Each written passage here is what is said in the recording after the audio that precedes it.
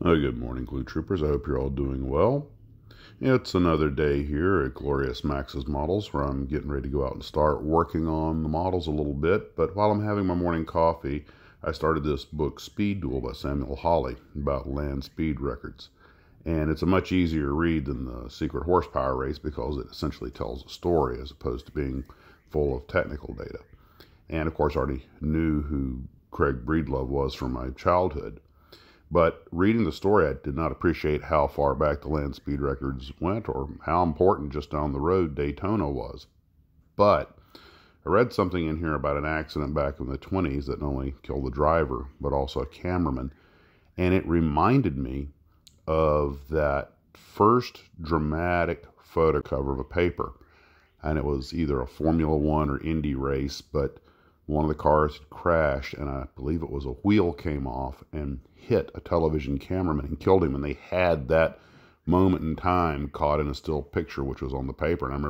And I remember being a little shocked that the newspapers even put such a graphic photograph on the cover. Of course, that was when I was too young to realize if it bleeds, it leads.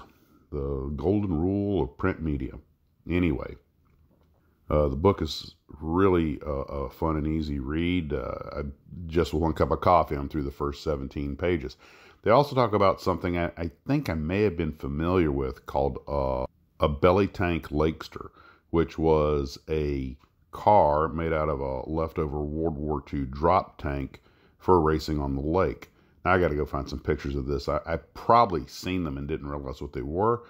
I'm just trying to figure out what kind of airplane had a big enough drop tank that you could put a V8 in it. But anyway, so I'm looking forward to finishing this book. And it's funny, it made me think that I'm so proud of myself for just kit bashing a model car. And these guys were kit bashing the real thing and then going 300-400 miles an hour in them. I also didn't appreciate how fast cars were going before the war. You know, they passed the 300-mile mark. They had passed the 300-mile-per-hour mark before the Second World War. Now, that's pretty impressive.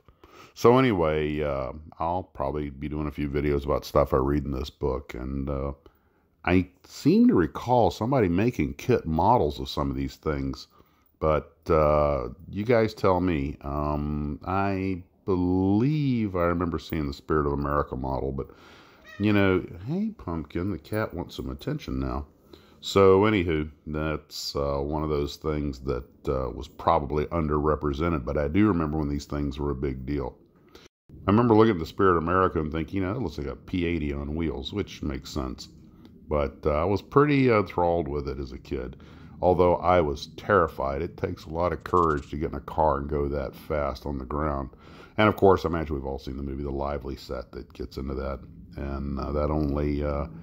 well, what can I say? It was the times. I know they finally broke Mach 1 on the ground, but it hardly made a blip on the news when this stuff was all over the magazines and everything. Well, different times.